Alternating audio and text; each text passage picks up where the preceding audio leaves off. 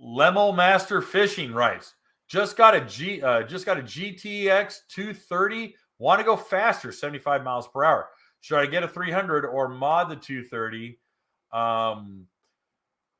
230 is limited. 230 is the old supercharger. It is not the 300 supercharger. There are limitations to the 230.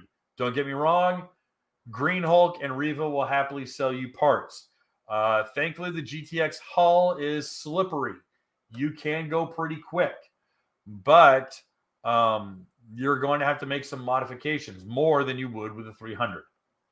So, unfortunately, you're kind of starting at a handicap. You can do it.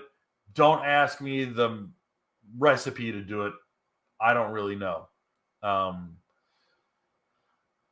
reflash will require you to run. I mean, I suggest you always run premium octane with a supercharged ski. I actually run premium octane in everything I own. I mean, I run premium in my lawnmower. I run premium in my pressure washer. I don't buy 87 octane. But there's a lot to it. I think you are I think you got grass is greener syndrome, and you don't need to go 75. But if you want to go, I mean, you're not hitting 70 with that 230.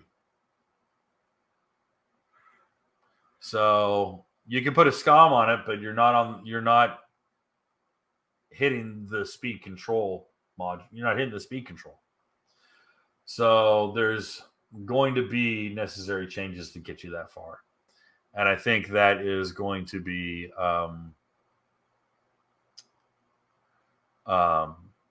that's going to be more work than you want to do. Hey guys, thanks for hanging out.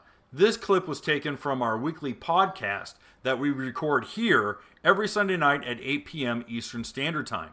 If you want to watch the whole video, you can go to the Watercraft Journal's YouTube channel, go to playlists, and then click on live sessions. You're going to see it there.